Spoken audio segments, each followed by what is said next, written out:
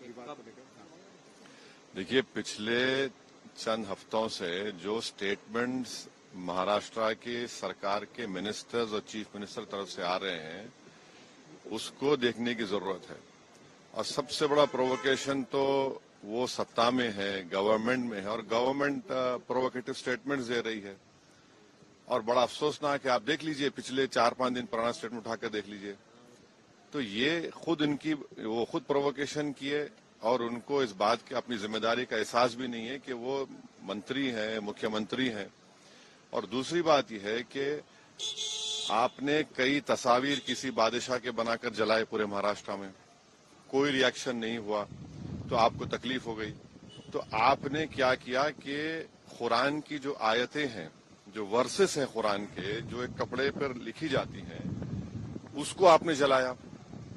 और जब ये हरकत हो रही थी तो उसी वक्त जाकर मुकामी वहां के जो मुसलमान और हिंदू लोग थे, जाकर कंप्लेन की डीसीपी को कि इसको रुकवाइए। देखिए, ये जो कपड़ा है जिसपे कुरान करीम के आयतें लिखी हैं, वर्सेस लिखी है, मत करिए। जलाया गया, एक्शन नहीं लिए।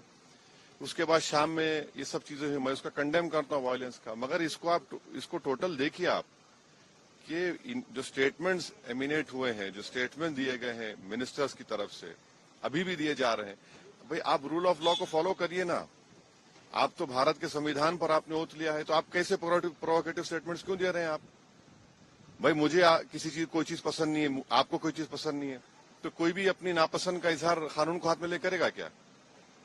ये देखने की जरूरत है। तो ये बहुत गलत हो रहा है, सरकार की जिम्मेदारी है, ये सरकार की गलती है, इंटेलिजेंस की फेलियर है।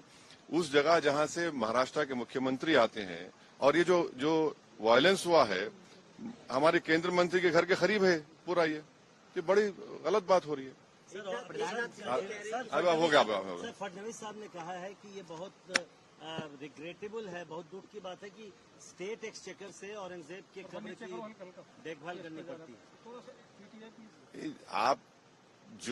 आप सत्ता में हैं, आपके जो आइडियोलॉजी है उसको बाजू रखिए।